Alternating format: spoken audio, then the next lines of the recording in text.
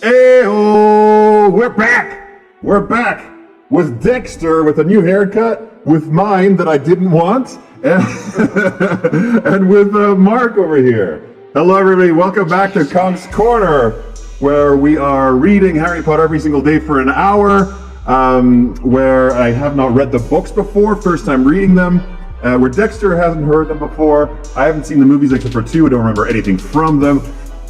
And so we got Dex Cam back, he's back, he's hanging out, hopefully he's gonna stay down there. So no spoilers in the chat, please, I still do read them, I still can see them right here. It was a bit late today because it started streaming and then something happened and it didn't work out, so no! He's going off, he's gone off. Yeah, so welcome everybody, hope you had a good weekend. I've had a bunger of a week. A bunger? Yeah, I don't know what that means. But it's been a big week. So I've had to tell myself a couple of times what I've been telling people. You know, you have value of meaning. You are loved. It's been a crazy week. So I just said to Mark when I got home that I'm excited to read again, to get lost in this world, connect. No doubt, a lot of other people had a crazy week here too. So be kind to each other, love each other. Let's get going, shall we? Don't have to mess around with anything else.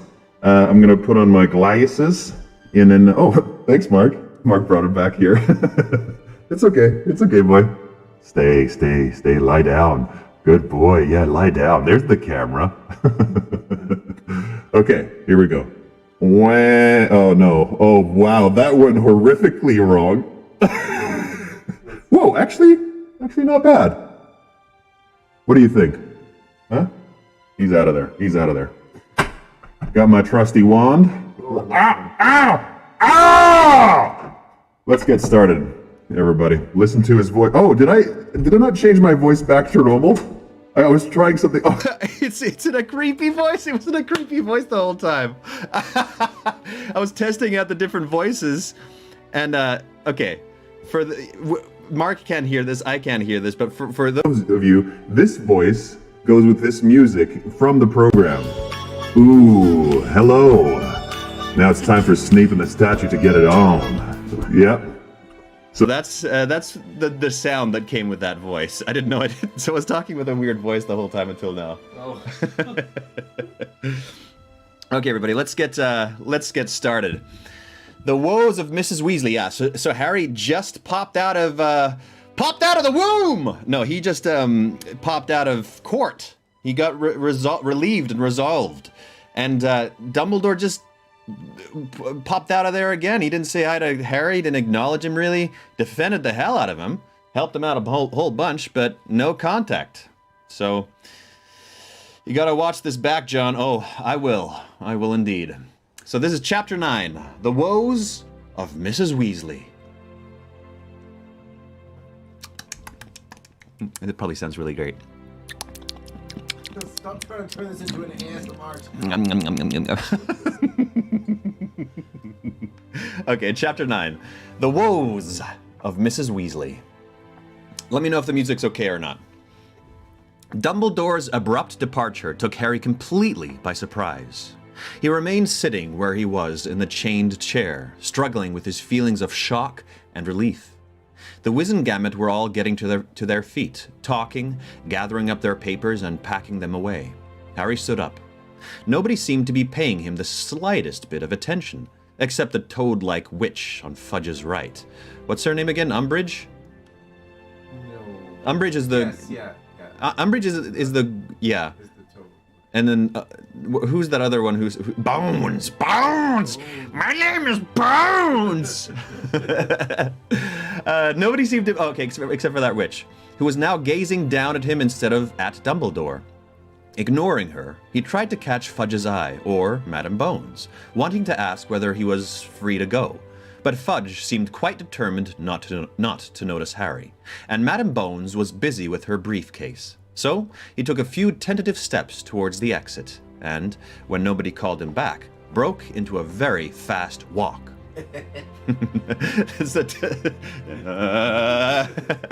He took the last few steps at a run, wrenched open the door, and almost collided with Mr. Weasley, who was standing right outside, looking pale and apprehensive. Dumbledore didn't say... Cleared, Harry said, pulling the door closed behind him. Of all charges! Beaming, Mr. Weasley seized Harry by the shoulders. Harry, that's wonderful! Well, of course, they couldn't have found you guilty, not on the evidence, but even so, I can't pretend I wasn't... But Mr. Weasley broke off, because the courtroom door had just opened again. The Wizengamot were filing out. Merlin's beard! Exclaimed Mr. Weasley wonderingly, pulling Harry aside to let them all pass. You were tried by the full court. I think so, said Harry quietly. Brrr, that should happen every single time I turn a book. Brrr. One or two of the wizards nodded to Harry as they passed, and a few, including Madame Bones, said, Morning, Arthur, to Mr. Weasley, but most averted their eyes because he's too sexy. He's dressed too sexily, so they averted their eyes.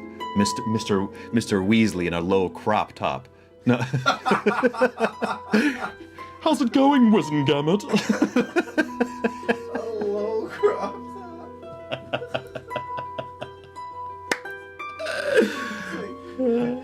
See just the top of his areola.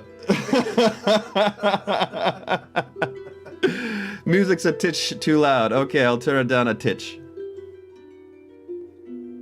There you go. That should be a titch. He'll be styling in his new Muggle wear crop top. Somebody should draw that. Somebody should draw Mr. Weasley in a low crop top. And averted their eyes. Cornelius Fudge and the toad-like witch were almost the last to leave the dungeon. Fudge acted as though Mr. Weasley and Harry were part of the wall. But again, the witch looked almost appraisingly at Harry as she passed. Last of all to pass was Percy. Like Fudge, he completely ignored his father and Harry. He marched past clutching a large roll of parchment and a handful of spare quills. What a jerk. I know.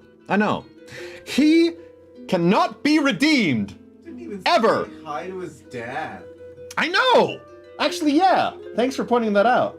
Come on, man. Come on, man. Come on, Percy! I thought titch was just something I said, but it's actually British for a small amount or description of a small dude. Really? That guy's titch? Well, that's heightist. The lines around Mr. Weasley's mouth tightened slightly, but other than this, he gave no sign that he had seen his third son. Oh, that's also rough. I'm going to take you straight back so you can tell the others the good news, he said, beckoning Harry forward as Percy's heels disappeared up the steps to level 9. I'll drop you off on the way to the toilet in Bethnal Green. Come on. So, what will you have to do about the toilet? What is this about? Why are they talking? He was like, what are you going to do in the toilet? Oh! When you gotta go, it's toilet time. Toilet time! That was probably the grossest one I've done of that. It was rough. Rough, yeah? How do you think it was for me? I'm watching it right now. It's really bad. Okay, what are you going to do in the toilet? So, what will you have to do about the toilet? Harry asked, grinning. Everything suddenly seemed 5 times funnier than usual. It was starting to sink in. He was cleared. He was going back to Hogwarts. Oh, it's a simple enough anti-jinx, said Mr. Weasley as they mounted the stairs. But it's not so much having to repair the damage. It's more the attitude behind the vandalism, Harry. Muggle baiting might strike some wizards as funny, but it's an expression of something much deeper and nastier. And I, for one... Mr. Weasley broke off in mid-sentence. They had just reached the 9th level corridor, and Cornelius Fudge was standing a few feet away from them, talking quietly to a tall man with sleek blonde hair and a pointed, pale face. The second man turned at the sound of their footsteps. He, too, broke off in mid-conversation, his cold gray eyes narrowed and fixed upon Harry's face. Ah, Lucius. Lucius is back. Lucius is back, okay. Well. Patronus Potter, said Lucius Malfoy coolly. Harry felt winded, as though he had just walked into something solid. He had last seen those cold, grey eyes through slits in a Death Eater's hood, and last heard that man's voice jeering in a dark graveyard while Lord Voldemort tortured him. Harry could not believe that Lucius Malfoy dared look him in the face. He could not believe that he was there, in the Ministry of Magic, or that Cornelius Fudge was talking to him when Harry had told Fudge mere weeks ago that Malfoy was a Death Eater. The Minister was just telling me about your lucky escape, Potter, drawled Mr. Malfoy. Quite astonishing, the way you continue to wriggle out of very tight holes. Snake-like, in fact. Mr. Weasley gripped Harry's shoulder in warning. Yeah, said Harry. Yeah, I'm good at escaping. Lucius Malfoy raised his eyes to Mr. Weasley's face. And Arthur Weasley, too. What are you doing here, Arthur? I work here.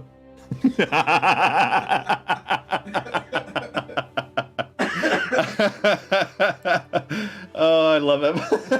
Well, you dumbass. Important nobody. I created Instagram just to watch the live for this book, and he switched to YouTube. Well, that's just bad luck. Not here, surely, said Mr. Malfoy, raising his eyebrows and glancing towards the door over Mr. Weasley's shoulder. I thought you were up on the second floor. Don't you do something that involves sneaking Muggle artifacts home and bewitching them? No, Mr. Weasley snapped, his fingers now biting into Harry's shoulder. What are you doing here anyway? Harry asked Lucius Malfoy. I don't think private matters between myself and the Minister are of any concern of yours, Potter, said Malfoy, smoothing the front of his robes. Harry distinctly heard the gentle clinking of what sounded like a pocket full of gold. Really?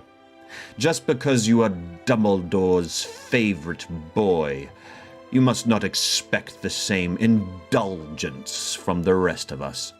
Shall we go up to your office then, Minister?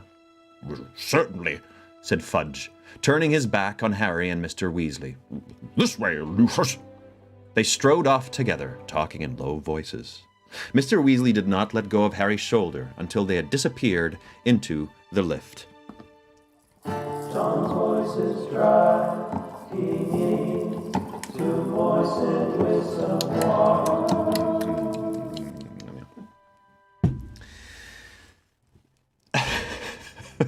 I love these songs so much. Why wasn't he waiting outside Fudge's office if they got business to do together? Harry burst out furiously. What was he doing down here? Trying to sneak down to the courtroom, if you ask me, said Mr. Weasley, looking extremely agitated and glancing over his shoulder as though making sure they could not be overheard. Trying to find out whether you'd been expelled or not. I'll leave a note for Dumbledore when I drop you off. He ought to know Malfoy's been talking to Fudge again. What private business have they got together anyway? Gold, I expect, said Mr. Weasley angrily. Malfoy's been giving generously to all sorts of things for years. Gets him in with the right people. Then he can ask favors, delay laws he doesn't want passed. Oh, he's very well connected, Lucius Malfoy. The lift arrived. It was empty except for a flock of memos that flapped around Mr. Weasley's head as he pressed the button for the atrium, and the doors clanged shut. He waved them away irritably. Mr. Weasley, said Harry slowly, if Fudge is meeting Death Eaters like Malfoy, if he's seeing them alone, how do we know they haven't put the Imperius Curse on him? Don't think it hasn't occurred to us, Harry, said Mr. Weasley quietly. But Dumbledore thinks Fudge is acting of his own accord at the moment, which, as Dumbledore says, is not a lot of comfort. Best Best not talk about it anymore just now, Harry. The doors slid open, and they stepped out into the now almost deserted atrium. Eric, the watch wizard, was hidden behind his daily prophet again. They had walked straight past the golden fountain before Harry remembered. I'll take a little sip of my whiskey. This is whiskey in here. I'll tell you.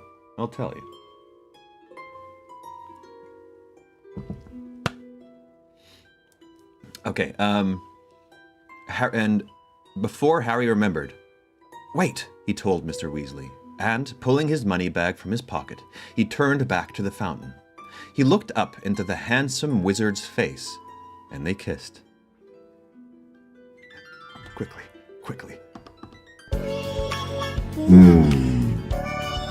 Ooh, Harry loves the watch wizard. That's what that is there for. That's what that's there for. Yeah, you're welcome.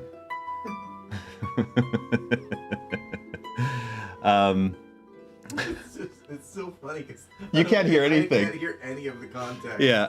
So to me, it's just John going like, Just, there's no music, there's no voice, it's just, Your first live, Miguel Amador. Welcome, Miguel! Welcome! You are beloved! You are part of us now! Don't you ever leave us, or we'll come for you, Miguel! Okay, let's get back to it. He looked into the handsome wizard's face, but close to Harry thought he looked rather weak and foolish.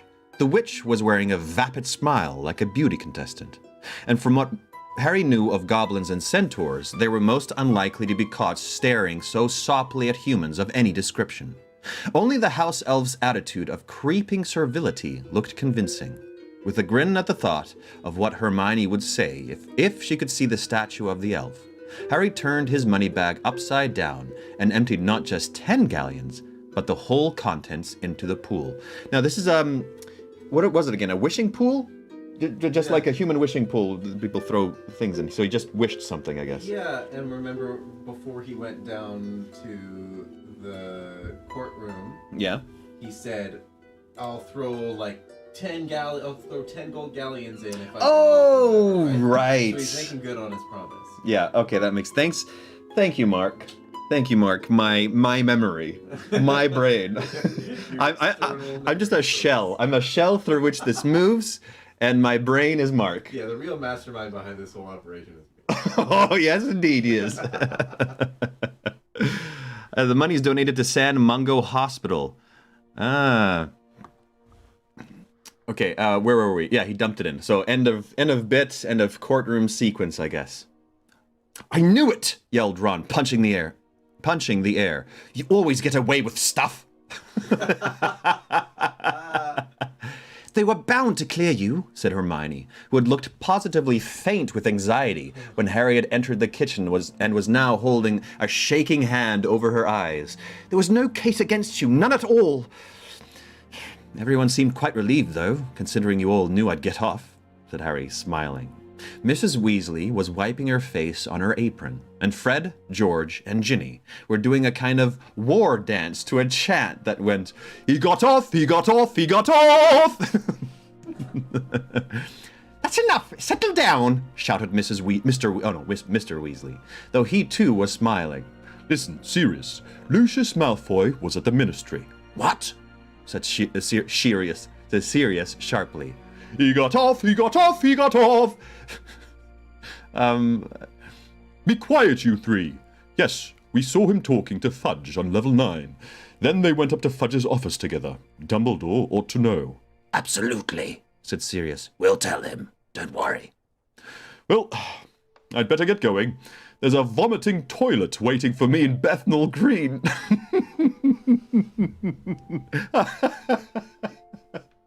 Oh, what an image. Can you believe that? Like, that's part of his job. Like, Yo, yeah. He's got to go deal with a vomiting toilet because of some dumb kids. But he loves That'd be it. funny. But he loves Because it. it's Muggle stuff. Yeah, because he's like, well, even toilets are neat. Yeah, toilets. Puking toilet. Why not? The stream only started 20 minutes ago. That's true. Where is it? Oh, yeah. Molly, I'll be late. I'm covering for Tonks, but Kingsley might be dropping in for dinner. He got off! He got off! He got off! That's enough! No, that's enough! Fred, George, Ginny, said Mrs. Weasley, as Mr. Weasley left the kitchen. Harry, dear, come and sit down. Have some lunch. You hardly ate breakfast. Ron and Hermione sat themselves down opposite him, looking happier than they had done since he had first arrived at Grimmauld Place. Grimmauld Place. And Harry's feeling of giddy relief, which had been somewhat dented by his encounter with Lucius Malfoy, swelled again. The gloomy house seemed warmer and more welcoming. I'm taking off a sock because it's just so hot.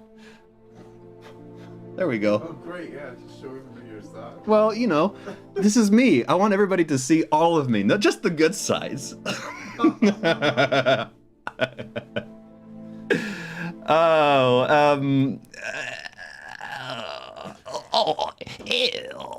Where were we?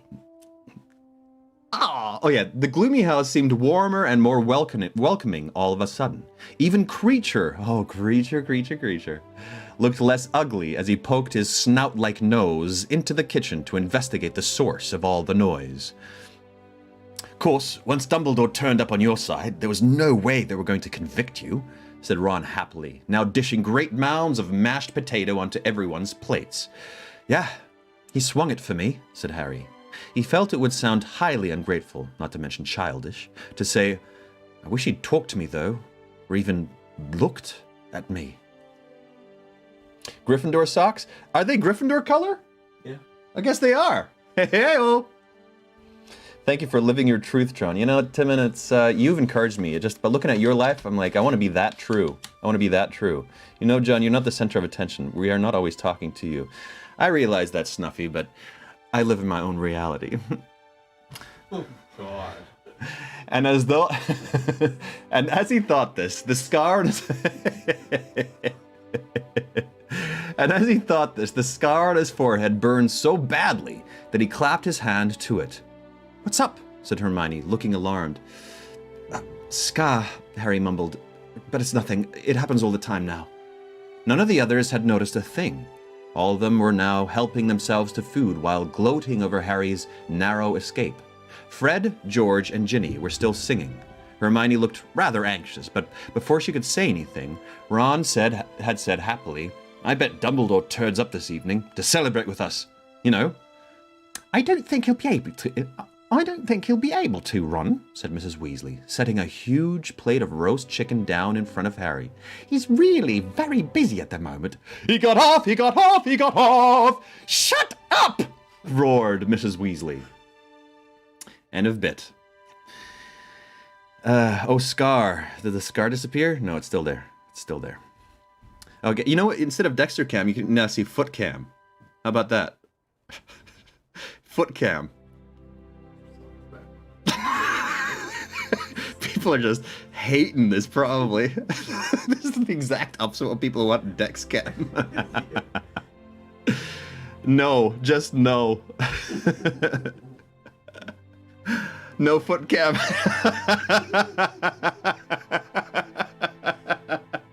Never that. Foot cam might make you some good fetish money. Oh, well, yeah. Anybody want to pay me $50 for a picture of my foot? Over the next few days, Harry could not help noticing that there was one person within number 12 Grimmauld Place who did not seem wholly overjoyed that he would be returning to Hogwarts. Sirius had put up a very good show of happiness on first hearing the news, wringing Harry's hand and beaming, just like the rest of them. Soon, however, he was moodier and surlier than before, talking less to everybody, even Harry, and spending increasing amounts of time shut up in his mother's room with Buckbeak. Oh, I forgot about Buckbeak. That's, I'm just happy Buckbeak's back. I just forgot about him. That's great. Want Pretty Boy Dex, live footsie games. Many of us are still deciding if we want John Cam. Okay, fine. We'll just do the reading this way. Subscribe to John's OnlyFans coming next week.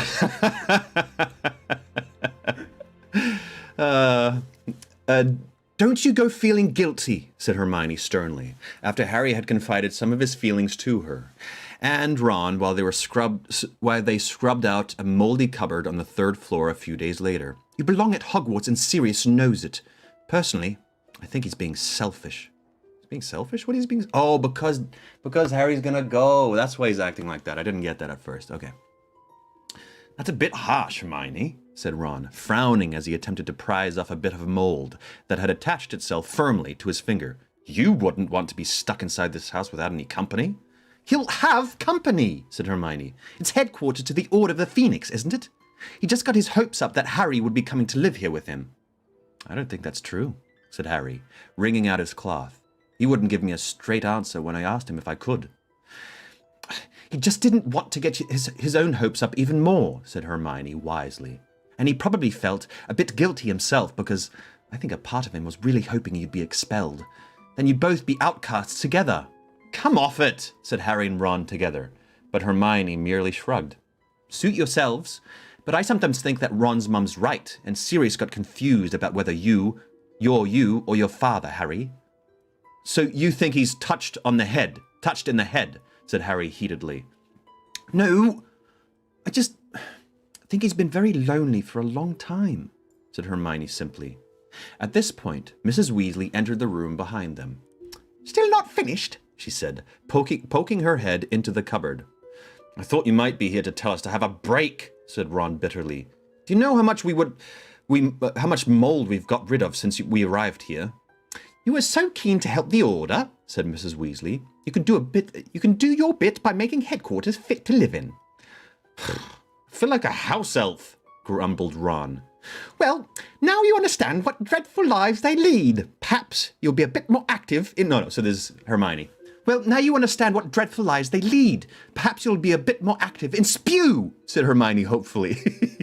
Ah, spew, as Mr. Weasley left them to it. You know, maybe it wouldn't be a bad idea to show people exactly how horrible it is to clean all the time. We could do a sponsored scrub of Gryffindor Common Room, all proceeds to spew. It would raise awareness as well as funds.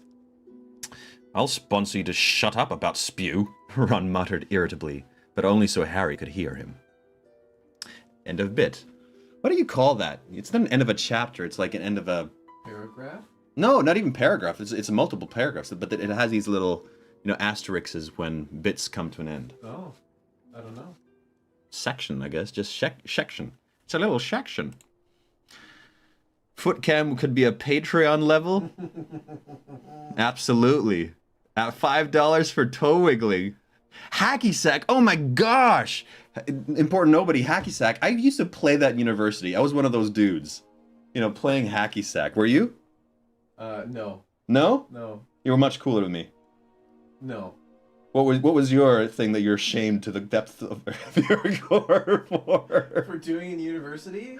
Yeah. I don't know if I can say that on a live stream. It is forbidden! All right, let's get back to it. Oh, it's not running. Oh, whatever. It is getting hot in here. Let me tell you that. It is getting so hot in here. Take off all your socks. It's getting hot in here. I've seen John play hacky sack in university. Yeah, Lois, you would have. Play hacky sack with a foot cam while reading. Now that would be a talent. All right. Harry found himself daydreaming about Hogwarts more and more as the end of the holidays approached. He could not wait to see Hagrid again, to play Quidditch, even to stroll across the vegetable patches to the herbology greenhouses. It would be a treat just to leave this dusty, musty house, where half of the cupboards were still bolted shut and Creature wheezed insults out of the shadows. I love that little creature. As you passed, though Harry was careful not to say any of this within earshot of Sirius. The fact was that living at the headquarters of the anti-Voldemort movement was not nearly as interesting or exciting as Harry would have expected before he'd experienced it. Though members of the Order of the Phoenix came and went regularly, sometimes staying for meals, sometimes only for a few minutes of whispered conversation, Mrs. Weasley made sure that Harry and the others were kept well out of earshot, whether extendable or normal. And nobody, not even Sirius, seemed to feel that Harry needed to know anything more than he had heard on the night of his arrival. On the very last day of the holidays, Harry was sweeping up Hedwig's owl droppings from the top of the wardrobe and eating them.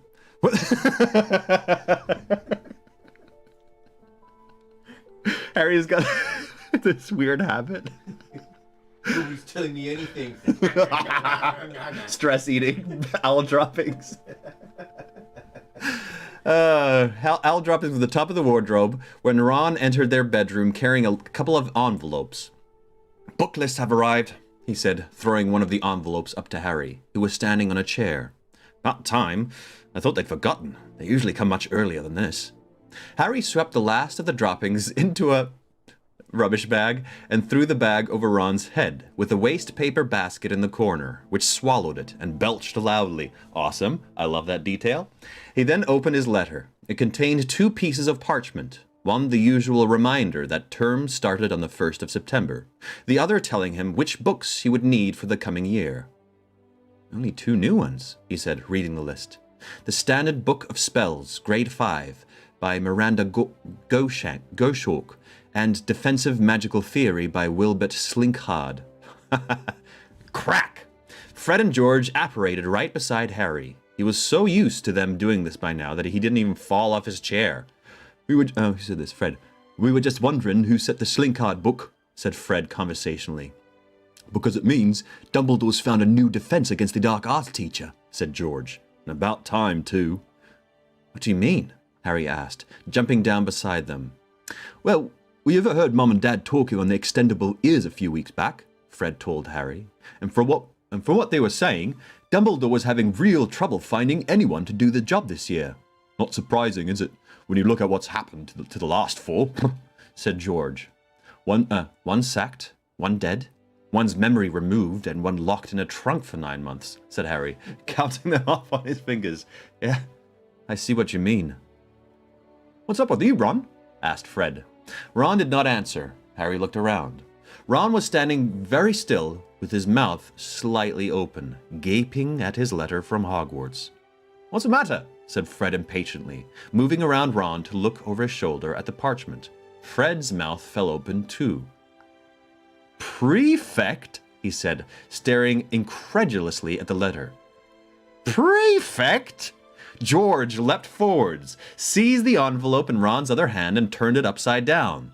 Harry saw something scarlet and gold fall into George's palm. "No way," said George in a hushed voice. "There's been a mistake," said Fred, snatching the letter out of Ron's grasp and holding it up to the light, as though checking for a watermark. "No one in their right mind would make Ron a prefect." The twins' head turned in unison, and both of them stared at Harry. "We thought you were a cert," said Fred, in a tone that suggested Harry had tricked them in some way. "We thought Dumbledore was bound to pick you," said George indignantly. "Winning the Triwizard and everything?" said George.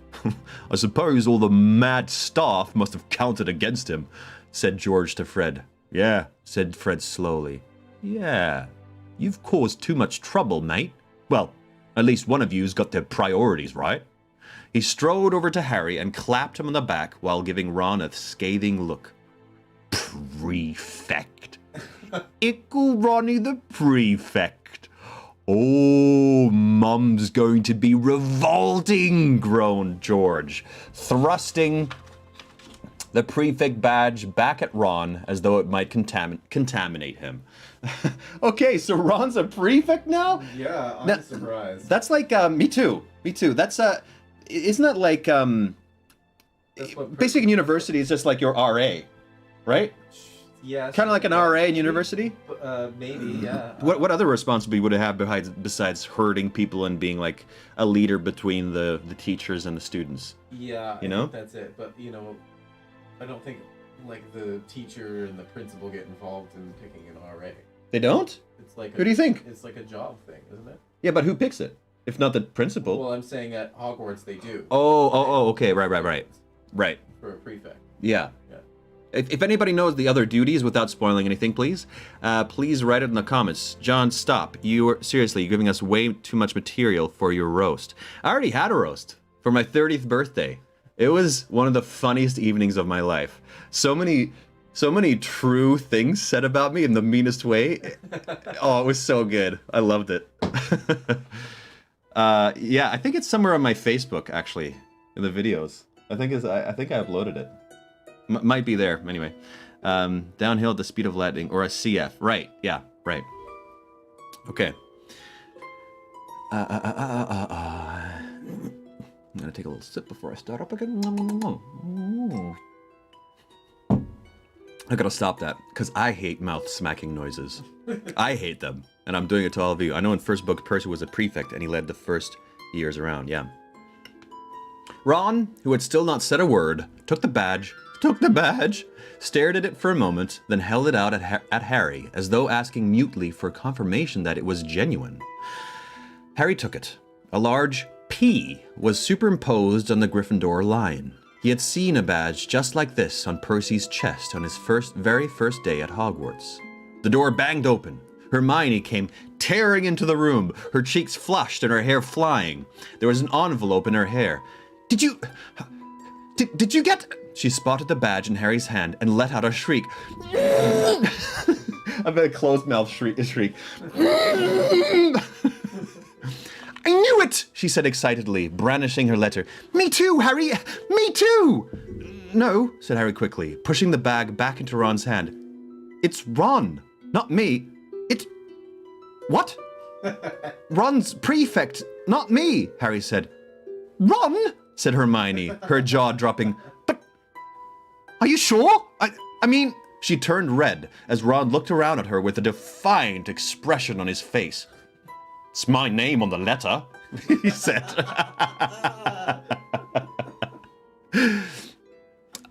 Said Hermione, looking thoroughly bewildered. Well, wow! Well done, Ron. That's really... Unexpected, said George, nodding. No, said Hermione, blushing harder than ever. No, it's not... Ron's done loads of... He's really...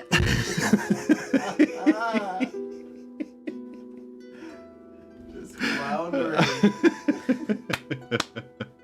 The door behind her opened a little wider, and Mrs. Weasley backed into the room carrying a pile of freshly laundered robes. Ginny said the book list has come at last, she said, glancing around at all the envelopes as she made her way over to the bed and started sorting the robes into two piles. If you give them to me, I'll take them over to Diagon Alley this afternoon and get your books while you're packing. Ron, I'll have to get you more pajamas. These are at least 6 inches too short. I can't believe how fast you're growing. What colour would you like? Get him red and gold to match his badge, said George, smirking. What? Matches what? Said Mrs. Weasley absently, rolling up a pair of maroon socks and placing them on Ron's pile. His badge, said Fred, with the air of getting the worst over quickly. His lovely, shiny new prefect's badge. Fred's words took a moment to penetrate Mrs. Weasley's preoccupation with pajamas. Ron, you're not... Ron held up his badge. Mrs. Weasley let out a shriek just like Hermione's. I don't believe it! Oh, I don't believe it! Oh, Ron, how wonderful! A prefect! Oh, that's everyone in the family!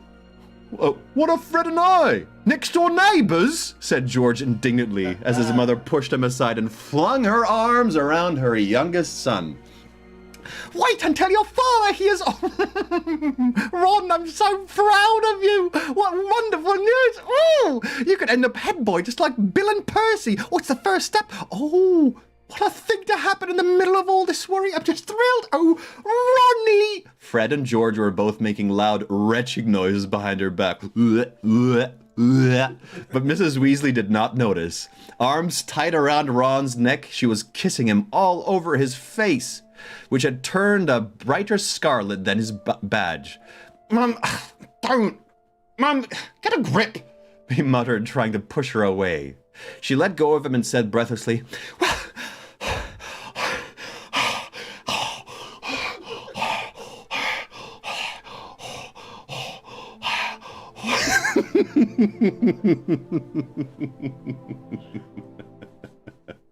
Oh, I'm just laughing at my own joke.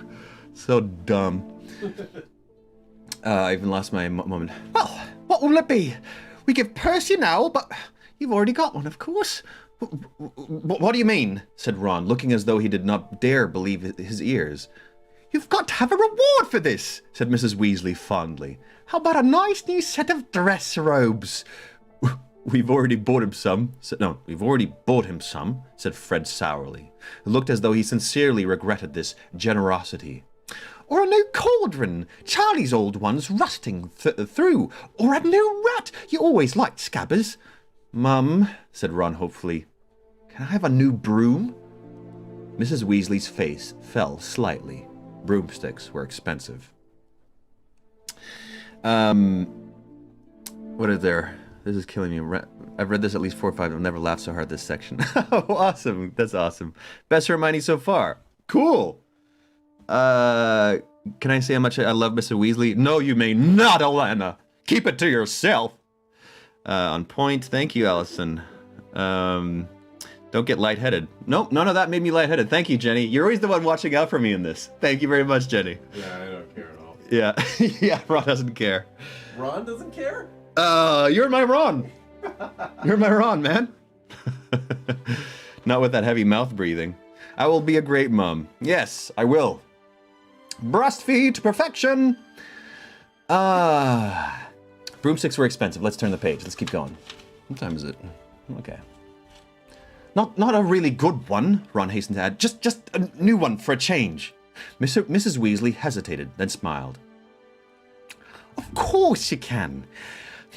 Well, I'd better get going if I've got a broom to buy too. I'll see you all later. Little Ronnie! A prefect! And don't forget to pack your trunks. A prefect? Oh, I'm all of a dither! What's a dither?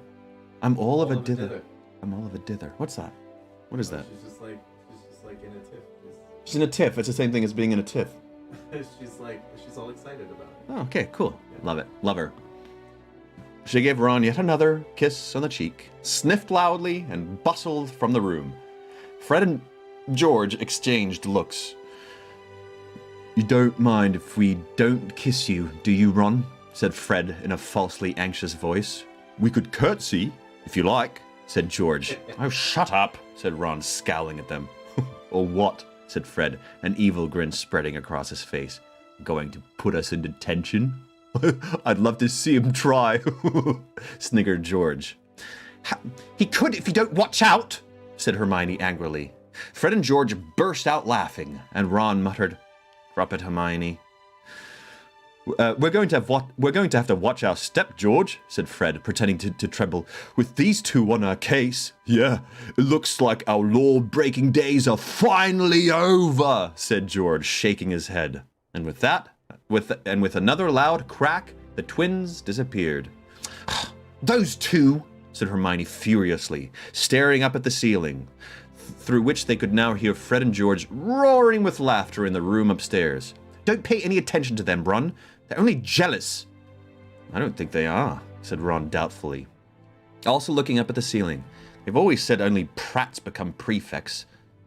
Still, he added on a happier note. They've never had new brooms. I wish I could go with Mum and choose. She'll never be able to afford a Nimbus, but there's the new clean sweep out. Oh, that'd be great.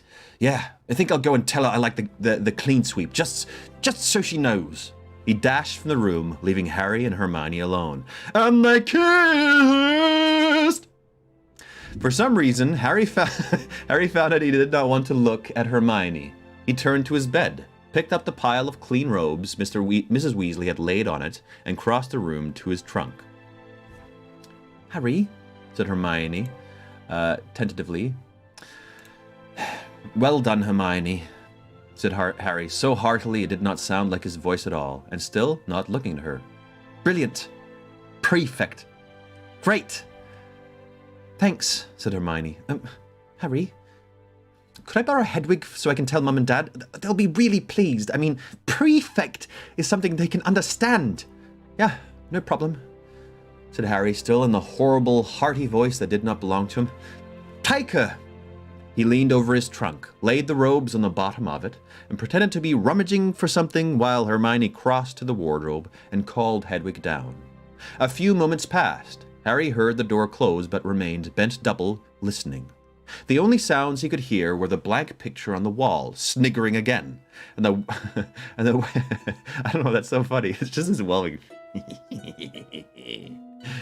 And the waste paper basket in the corner coughing up the owl droppings. He straightened up and looked behind him. Hermione had left and Hedwig had gone. Harry hurried across the room, closed the door, then returned slowly to his bed and sank on it, gazing unseeingly at the foot of the wardrobe. He had forgotten completely about prefects being chosen in the 5th year. He'd been too anxious about the possibility of being expelled to spare a thought for the fact that badges must be winging their way towards certain people. But if he had remembered, if he had thought about it, what would he have expected? Not this, said a small and truthful voice inside his head. Harry screwed up his face and buried it in his hands. He could not lie to himself. If he had known the prefect badge was on its way, he would have expected it to come to him, not Ron. Whatever, Harry. Come on, man. Yeah, I'm not an decider for this one. Yeah, like, Ron is a very decent person with a lot of, like, ability and skill. Yeah. And his brothers have all, like, lots of his brothers have been prefects, so he's seen it from that side, you know? Yeah, So like, all what does he want? He guidance- wants more of the same? Yeah, like, whatever, Harry. You get everybody going at you for every little bit of attention Hey, Mark. all the time. Mark, you're shouting. Calm down, man. You're scaring me. The microphone's all the way over there, okay? I'm kidding. Oh yeah, Neville will be the glow up. Where were we? Yeah, it's a bit arrogant. He would have expected it to come to him, not Ron. Did this make him as arrogant as Draco Malfoy? Yes. Did he think himself superior to everyone else? Yes. Did he really believe he was better than Ron? Yes. No, said the small voice defiantly. I added those yeses, by the way. That wasn't in there. Was that true? Harry wondered, anxiously probing his own feelings. Actually, no, he's just, we all have bad thoughts, and we just wrestle with them. So he's not. My thoughts are perfectly clear all the time. Huh? What? I said my thoughts are perfectly clear all the time. I have no bad thoughts. Ever. Of course. Yeah, we know that of you. Yeah. Of course, you don't have any bad thoughts. Never. But me. wait, here we go. But me, I have the worst thoughts of all. okay, let's keep going. I hope that sounded better with the sound change. I'm better at Quidditch, said the... Oh, wait, actually, I can use something cool for this one. Like, yeah, just give me a moment. I gotta figure out where I put everything. I just want to try something out. You let me know... Okay, how about this one? For thoughts. Let me know what you think of this one for thoughts. I'm better at Quidditch, said the voice. but I'm not better at anything else. That was definitely true. Let me know. Harry thought. He was no better than Ron in lessons. But what about outside lessons? What about those adventures he, Ron, and Hermione had had together since starting at Hogwarts, often risking much worse than expulsion? No, weird. Somebody said yes. Somebody's laughing. Kinda good? Kinda good? It's a bit much. Okay, cool. I'll keep it away. Well, Ron and Hermione were with me most of the time, said the voice in Harry's head. Not all the time, though, Harry argued with himself. Something fell down. I don't know what. They didn't fight Quirrell with me. They didn't take on Riddle and the Basilisk. They didn't get rid of all those Dementors the night Sirius escaped. They weren't in the graveyard with me the night Voldemort returned. I know. And the same feeling of ill usage that had overwhelmed him on the night he had arrived rose again. I've definitely done more, Harry thought indignantly. I've done more than either of them. But maybe, said the small voice. Okay, this is interesting. In the writing, like, I've definitely done more. I've done more than either of them. That's not italicized. And when it comes to the small voice, is it italicized? So I'm thinking there's like a little part of him. There's a little, maybe this is a little evil side worming its way in. So maybe I'll give this italicized stuff in the future a bit of a different voice. But maybe, Said the small voice fairly. maybe Dumbledore doesn't choose prefects, but because they've got themselves into a load of dangerous situations. Maybe he chooses them for other reasons. Ron must have something you don't. Harry opened his eyes and stared through his fingers at the wardrobe's clawed feet, remembering what Fred had said. No one in their right mind would make Ron a prefect. Harry gave a small sort of laughter. A second later, he felt sickened with himself. See, he's just like, he's got bad thoughts and he feels bad about the bad thoughts. It's like all of us, you know? Ron had not asked Dumbledore... To this at all. You don't? No. You're just like completely fine with all the thoughts you have all the time? Yeah, I don't relate to it at all. Really? Yeah, I don't have any struggle with any of my thoughts at all, ever. Okay, now you made a joke that I gotta shake my head at. I'm spending too much time with you. Yeah, just always making crappy jokes. Harry opened his eyes.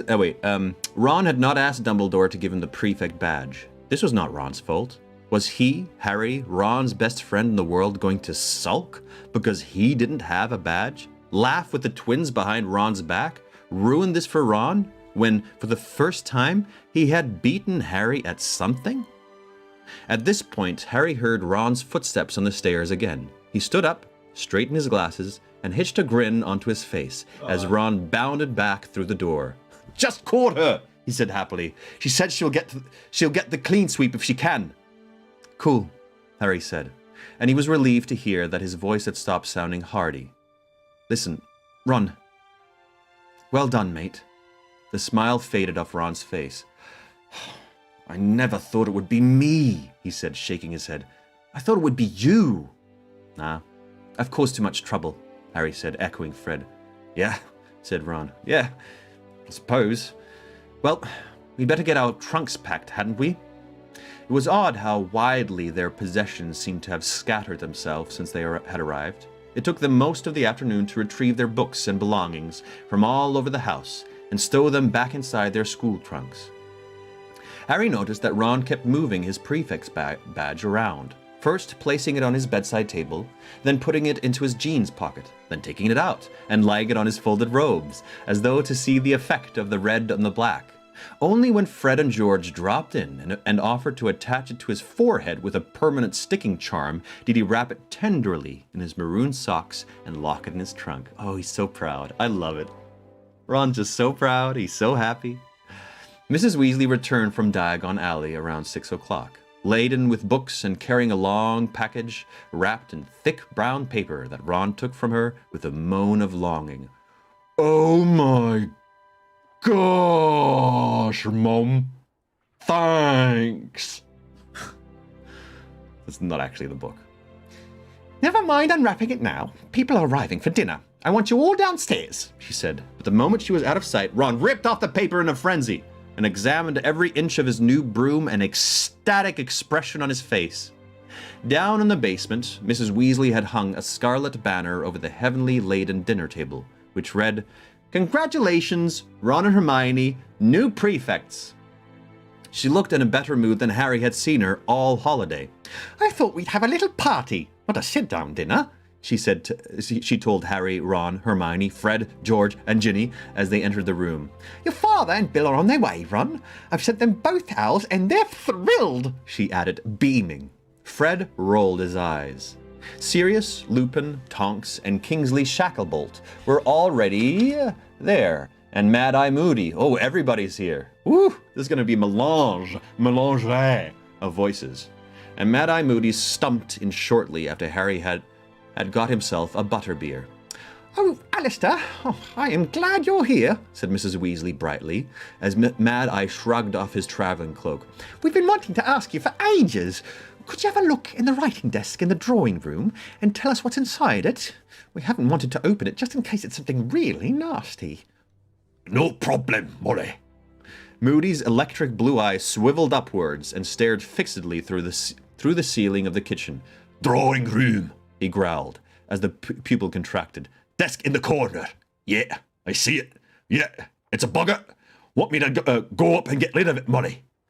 No, I'll do it myself later, beamed Mrs. Weasley. You have your drink. We're having a little bit of a celebration, actually. She gestured at the scarlet banner. 4th prefect in the family, she said fondly, ruffling Ron's hair. Prefect, eh? Growled Moody, his normal eye on Ron and his magical eye swiveling around to gaze into the side of his head. Harry had the very uncomfortable feeling it was looking at him and moved away towards Sirius and Lupin. Well, congratulations, said Moody, still glaring at Ron with his normal eye. 40 figures always attract trouble, but I suppose Dumbledore thinks he can withstand most major jinxes, or he wouldn't have appointed you. Ron looked rather startled at this view of the matter, but was saved... What? Duh? Moody's just like constant vigilance. Yeah, constant vigilance! I hope he says it again in this book. Ron looked rather startled at this view of the matter, but was saved the trouble of responding by the arrival of his father and eldest brother. Mrs. Weasley was in such a good mood, she did not even complain they had brought Mundungus with them. He was wearing a long overcoat that seemed oddly lumpy in unlikely places, and declined the offer to remove it and put it with Moody's traveling cloak. Well, I think a toast is in order, said it's Mr. Weasley. Well, I think a toast is in order, said Mr. Weasley, when everyone had a drink. He raised his goblet. To Ron and Hermione, the new Gryffindor prefects. Ron and Hermione beamed as everyone drank to them, and then applauded. My dad called and I had to mute the stream, trying to catch back up and have no idea what's going on. We are currently where everybody has come in to celebrate Ron and Hermione's prefects. So they're all cheering right now. How much longer is this chapter? Let's see. Oh, it's quite... Oh, hey, I'll finish it. Okay? Just for you little schnookums. Just for... Yeah.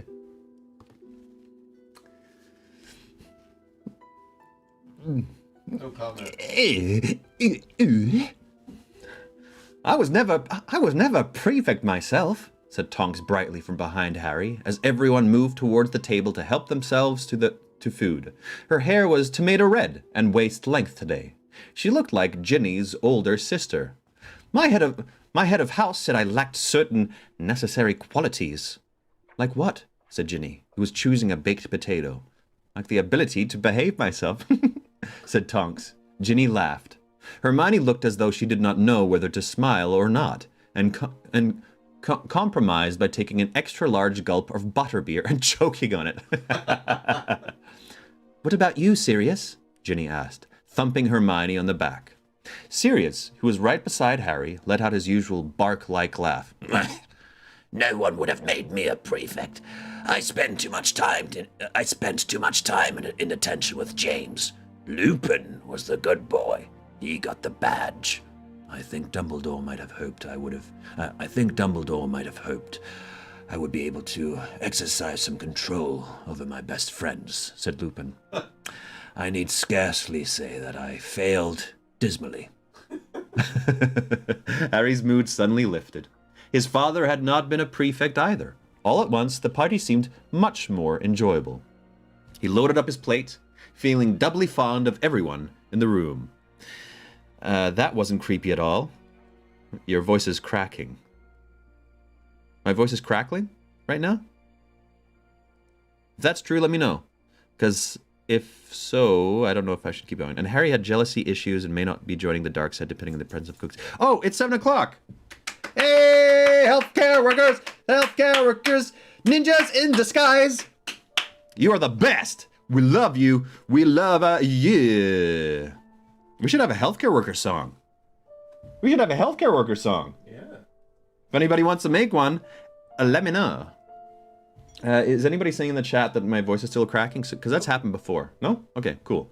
Hey, buddy. Look, Dex is there. He's looking straight at me like a creep. What up? Make a face. Do something. Voice is fine. Awesome. Okay, let's keep going.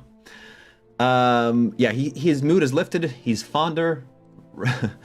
Ron was rhapsodizing about his new broom to anybody who would listen. 0 to 70 in 10 seconds. Not bad, is it? When you think the Comet 290 is only 0 to 60, and that's with a decent tailwind according to which broomstick? Hermione was talking very earnestly to Lupin about her view of elf rights. I mean, it's the same kind of nonsense as werewolf segregation, isn't it? It all stems from this horrible thing wizards have of thinking they're superior to other creatures. Mrs. She's so funny. Mrs. Weasley and Bill were having their usual argument about Bill's hair. Getting really out of hand, and you're so good looking. It would look much better shorter, wouldn't it, Harry?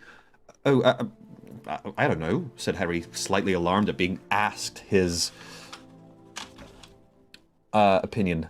Tasha, hi, I think the crack was just puberty hitting finally. No, I still haven't hit it. Not yet. Not yet. He slid away from them in the direction of Fred and George, who were huddled in a corner with Mundungus. Mundungus stopped talking when he saw Harry, but Fred winked and beckoned Harry closer. It's okay. No, this is Fred. It's okay, he told Mundungus. We can trust Harry. He's a financial backer. Look what Dung's got us, said George, holding out his hand to Harry. It was full of what looked like shriveled black pods. A faint rattling noise was coming from them, even though they were completely stationary. Venomous tentacular seeds, said George. We need them for the skiving snack boxes, but they're a Class C, non-tradable substance, so we've been having a bit of trouble getting hold of them. Oh, black market tricks? Substances? They're dealing in black market stuff with Mundungus out of all people? Oh man, Mundungus, he's a bad influence. Bad influence, but he feels like the uncle you kind of want to have. You know? Yeah, I have that uncle. We're like, oh, I have an uncle too, and he's just like, sure, I'll take you in my super, super fast car on the Autobahn in Germany, going over 300. Wow, fun. Going over 300, oh man, the best. And you're like, yeah, uncle. My voice at the beginning of the live sounded like you went through puberty 4 times. Well, maybe I did. 10 galleons the lot then, Dung, said Fred. With all the trouble I went to get them, said Mundungus, his saggy, bloodshot eyes stretched even wider. I'm sorry, lads, but I'm not taking a nut under 20. Dung likes his little joke, Fred said to Harry. Yeah, his best one so far has been 6 sickles for a bag of gnarl quills, said George. Be careful, Harry warned them quietly. What? Said Fred. Mom's busy cooing over Prefect Ron. We're okay. But Moody could have his eye on you, Harry pointed out. Mundungus looked nervously over his shoulder. Oh, good point that, he grunted. All right, lads, 10 it is. 10 it is. If you take 'em quick.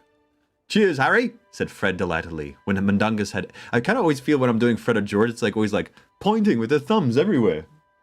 What really helps me do the voices, little physical things. Mrs. Weasley's always like has her hands a bit closer. You just turn into the Fawns when you're doing Fred and George. Yeah, they're basically the Fawns. They're basically the Fawns. Freaking out that my speakers are messed up. Scouring the super deals on cookware is not nearly as cool as driving a really fast car in the Autobahn. That's very true. My uncle's way cooler than Mundungus.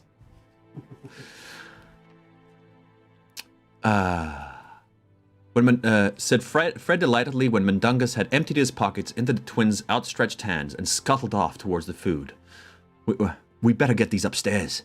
Harry watched them go, feeling slightly uneasy. It had just occurred to him that Mr. and Mrs. Weasley would want to know how Fred and George were financing their joke shop business, when, as was inevitable, they finally found out about it.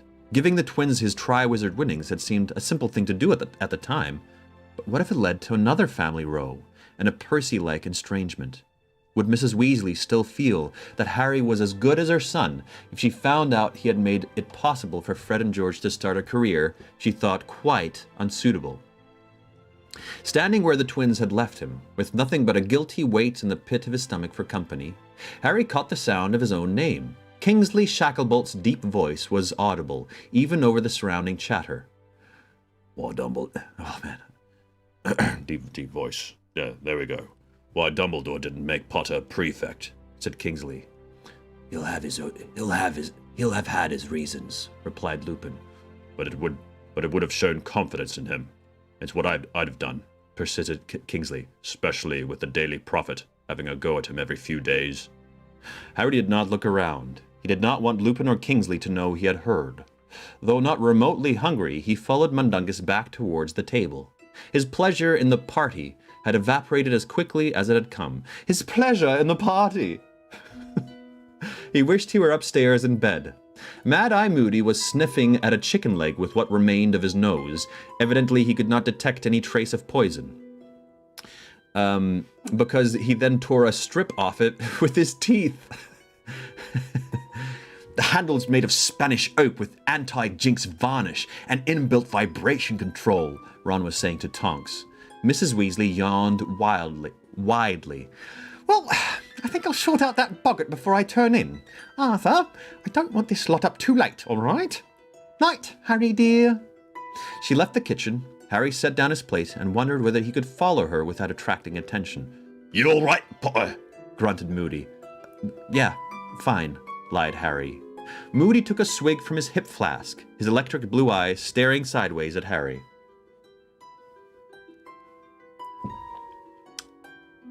Sorry, I just lost my place.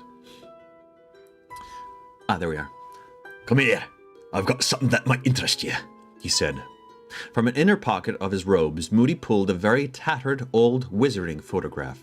Original Order of the Phoenix, growled Moody. Found it last night when I was looking for my spare invisibility cloak, seeing as Podmore hasn't had the manners to return my best one. Thought people might like to see it. Oh, I need to freshen up his voice. I've lost it a little bit. Harry took the photograph. A small crowd of people, some waving at him, others lifting their glasses, looked back up at him. There's me, said Moody, unnecessarily pointing at himself.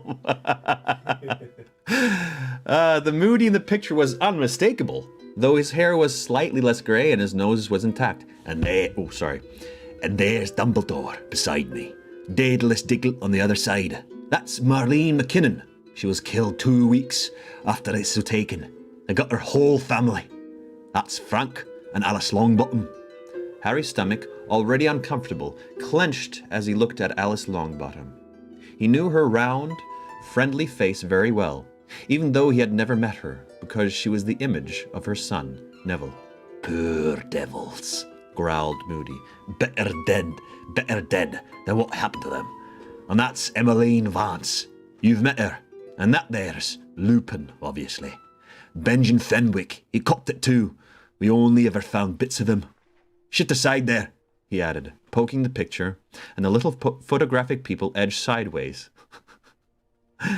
so that those who were partially obscured could move to the front.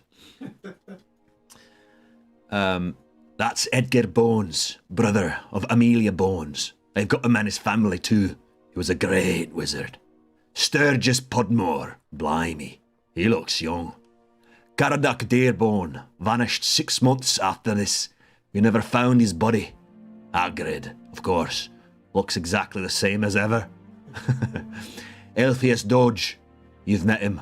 I'd forgotten he used to wear that stupid hat. Gideon Prewitt, it took 5 Death Eaters to kill him, and his brother Fabian. They fought like heroes. Budge along, budge along. The little people in the photograph jostled among themselves, and those hidden right at the back appeared at the forefront of the picture. That's Dumbledore's brother, Aberforth. Only time I ever met him. Strange bloke. That's Dorcas Meadows. Voldemort killed her personally. Serious? When he still had his short hair. And there you go. Thought that would interest you. Harry's heart turned over. His mother and father were beaming up at him, sitting on either side of a small, watery-eyed man whom Harry recognized at once as Wormtail, the one who had betrayed his parents' whereabouts to Voldemort, and so helped to bring about their deaths. Eh? Said Moody.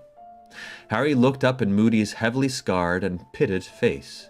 Evidently, Moody was under the impression he had just given Harry a bit of a treat. "Yeah," said Harry, once again attempting to grin. Listen, I've just remembered. I haven't packed my..." He was spared the trouble of inventing an object he had not packed. Sirius had just said, "What's that you've got there, Mad-Eye?" And Moody had turned towards him. Harry crossed the kitchen, slipped through the door, and up the stairs before anyone could call him back. He did not know why it had been such a shock. He had seen pictures of his parents before, after all, and he had met Wormtail. But to have them sprung on him like that, when he was least expecting it, no one would like that, he thought angrily. And then to see them surrounded by all those happy faces, Benji Fenwick, who had been found in bits, and Gideon Prewett, who had died like a hero, and the Longbottoms, who had been tortured into madness, all waving happily out of the photograph forevermore, not knowing that they were doomed. Well, Moody might find that interesting. He, Harry, found it disturbing. Harry tiptoed up the stairs in the hall past the stuffed elf heads, glad to be on his own again. But as he approached the first landing, he heard noises. Someone was sobbing in the drawing room. "Hello?" Harry said. There was no answer, but the sobbing continued. He climbed the remaining stairs 2 at a time, walked across the landing, and opened the drawing room door. Gosh. Someone was cowering against the dark wall, her wand in her hand, her whole body shaking with sobs. Sprawled on the dusty old carpet in a patch of moonlight, clearly dead, was Ron. "Huh?"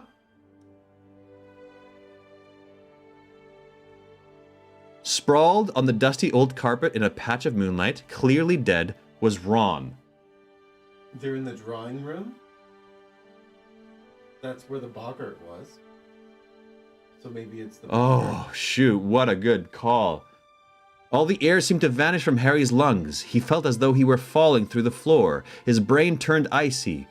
Cold. Ron dead? No, it couldn't be. But wait. It couldn't be. Ron was downstairs. Mrs. Weasley, Harry croaked. Ridiculous! Mrs. Weasley sobbed, pointing her shaky hand at Ron's body. Crack! Ron's body turned into Bill's, spread eagle on his back, his eyes wide open and empty. I'm gonna change the music here to this again. Ron's body turned into Bill's, spread eagle on his back, his eyes wide open and empty. Mrs. Weasley sobbed harder than ever. Ridiculous! She sobbed again. Crack! Mr. Weasley's body replaced Bill's, his glasses askew, a trickle of blood running down his face. No! Mrs. Weasley moaned. Ridiculous! Ridiculous! Ridiculous! Crack! Dead twins. Crack! Dead Percy. Crack! Dead Harry. Mrs. Weasley, just get out of here! Shouted Harry, staring down at his own dead body on the floor. Let someone else... What's going on? Lupin had come running into the room, closely followed by Sirius. Oh, poor Mrs. Weasley, that's horrible. With Moody stumping along behind them, Lupin looked from Mrs. Weasley to the dead Harry on the floor and seemed to understand in an instant. Pulling out his own wand, he said very firmly and clearly, Ridiculous! Harry's body vanished. A silvery orb hanging in the air over the spot where it had lain. Lupin waved his wand once more, and the orb vanished in a puff of smoke. Gulped Mrs. Weasley, and she broke into a storm of crying, her face in her hands.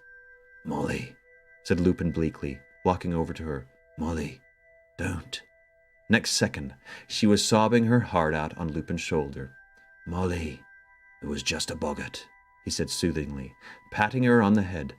Just a stupid boggart. I see them dead all the time, Mrs. Weasley moaned into his shoulder. All the time. I dream about it.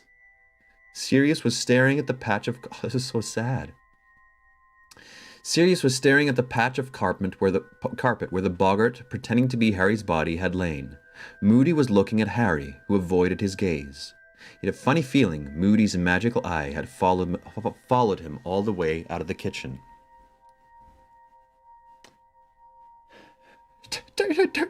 Don't tell Arthur! Mrs. Weasley was gulping now, mopping her eyes frantically with her cuffs. I don't want him to know. I'm being silly. Lupin handed her handkerchief and she blew her nose. Harry, I'm so sorry. What must you think of me? She said shakily, not even able to get rid of a boggart. Don't be stupid, said Harry, trying to smile. I'm just so worried, she said, tears spilling out of her eyes again. Half the families in the Order. It'll be a miracle if we all come through this. And Percy's not talking to us. What if something dreadful happens and we never made it up with him? And what's going to happen if Arthur and I get killed? Who's going to look after Ron and Ginny? Molly, that's enough, said Lupin firmly. This isn't like last time. The Order are better prepared. We've got a head start. We know what Voldemort's up to. Mrs. Weasley gave a little squeak of fright at the sound of the name. Oh, Molly, come on. It's about time you got used to hearing his name. Look, I can't promise no one's ever going to get hurt. Nobody can promise that. Better off than we were last time. You weren't in the Order then. You don't understand. Last time, we were outnumbered 20-1 by the Death Eaters, and they were picking us off one by one. Harry thought of the photograph again. Of his parents' beaming faces. He knew Moody was still watching him. Don't worry about Percy, said Sirius abruptly. He'll come around. It's only a matter of time before Voldemort moves into the open. Once he does, the whole Ministry is going to be begging us to forgive them, and I'm not sure I'll be accepting their apology, he added bitterly. And as for who's going to look after Ron and Ginny if you and Arthur died, said Lupin, smiling slightly. What do you think we'd do? Let them starve? Mrs. Weasley smiled tremulously. Being silly, she muttered again, mopping her eyes. But Harry, closing his bedroom door behind him some 10 minutes later, could not think Mrs. Weasley silly. He could still his parents beaming up at him from the tattered old photograph, unaware that their lives, like so many of those around them, were drawing to a close. The image of the boggart posing as the corpse of each member of Mrs. Weasley's family in turn kept flashing before his eyes. Without warning, the scar on his forehead seared with pain again, and his stomach churned horribly. Cut it out, he said firmly, rubbing the scar as the pain receded. First sign of madness, talking to your own head, said a sly voice from the empty picture on the wall. Don't know who that is. Harry ignored it. He felt older than he had ever felt in his life, and it seemed extraordinary to have that barely an hour ago he had been worried about a joke shop and who had gotten a prefect's badge. End of chapter. Oh man, I feel for Mrs. Weasley. Yeah. Especially because she's a mom, and you know how much moms care and they over worry, and then just because they got such a huge heart. Oh man. And this is the moment when I started loving Molly without doubts. Yeah, same. Poor Mrs. Weasley. Again, am I the only who hears Sirius' voice weird? It's maybe because I'm making it weird. I don't know. I love how the series shows adults caring for and supporting each other. Yeah, that is pretty cool. You're right. I don't hear anything wrong with it. What's it sound like? Maybe your speakers? You will know. I had earphones and they work perfectly so far. John, what is your mom's name? Well, her name is spelled E-R-N-A. In German, it's pronounced Erna. But when we moved to Australia, people in English pronounce it Erna. Which is like, I'm not an Erna. So she changed, she told people her name was Anna. A-N-N-A in Australia. But it's Anna. Anna. Not Anna, not Erna, it's Anna. Yeah. I just had a 20-minute call with her today, actually. Good call. Very nice. Very nice. My mom's name is Kathleen. Sorry? I said my mom's name is Kathleen. Kathleen. And Dexter's mom's name is John. Mom with a million kids, I can see her worrying. Your mama is here today. What do you mean? She's not... She's logged onto this. Anyone else remember the first time you saw your mom tackle a boggart? Yeah, Nathan.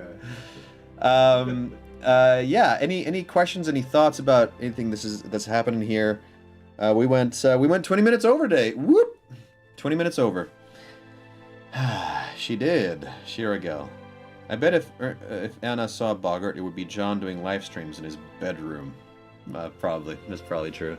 She commented, or someone commented name Anna Voth. Really? Really? No way! Mutti! Meine Mutti! Meine Mama! If you're on, Mom, write something in there. What did she write? No way. I didn't notice. Don't stop the stream. I'm not stopping the stream. Don't worry. Solid content. That's Peter. That's Peter Carlone. Daphne, that was actually one of my favorite scenes in the book. I love how you get to see Molly Weasley and really feel for her character. Yeah, totally. Almost all the chapters in this are long, by the way. Well, that's a good thing. That's what I think. John, who do you think has got the dark arts job this year? I hope it's a new person. It's probably a new person. I hope it is. I just love how they have new people every year, new character.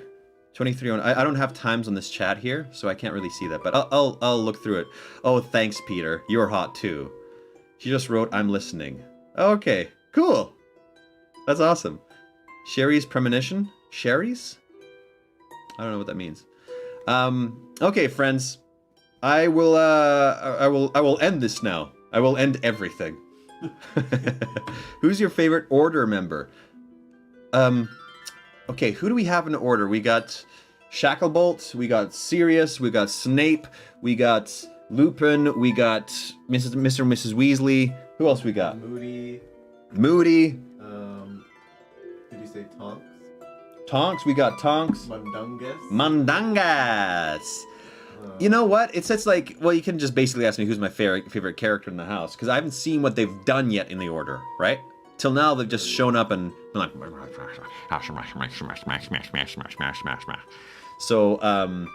so I just basically who's my favorite character out of all of them. The newer characters I haven't spent much time with enough to get to know them. I love Mundungus. He's cool. The important nobody says the defense against the dark arts teacher is Cedric. He's come back from the dead, and now there's two ghosts. Please no. Please no. So much spoiler anxiety reading this live chat. Yeah, okay. That's why I need to get started on this whole moderator thing. I don't know if well, I'll talk to Lois. I just don't want to delay the chat by like 5 minutes or something, or 5 minutes, by like 20 seconds or something. How do you feel about the twins going after Ron for becoming prefect? That's a douchey thing. For sure a douchey thing. John Voth, what would you order from a phoenix? What would I order from a phoenix? You mean like anything? Could I order anything from a phoenix? Listen to Nathan. Yeah. It's just like any questions just to try and mess with me. Would you join the order? Yeah! Hell yeah! I'd join the order. I'd be with Voldemort all the way. Absolutely. Absolutely, all the time. No question. No doubt! No doubt! Don't. I think it just gives them power to remove. No one remove my comments. Peter, your comments are the first ones we'll remove. Please. Okay, friends. Thank you very much for tuning in. This was a fun chapter. I had a lot of fun. I needed this. I was looking forward to this. I'm excited to keep reading, to see where things go. Bye-bye from me, and we've been so good at no spoilers. You have. Bye from me, from Mark, from Dexter, who's back there somewhere. You can see just his butt peeking into the corner behind Mark. You can just see his butt laying there. Love you all. You have value, you have meaning, and you are. Let me see here. You are loved. All right. Bye-bye, friends.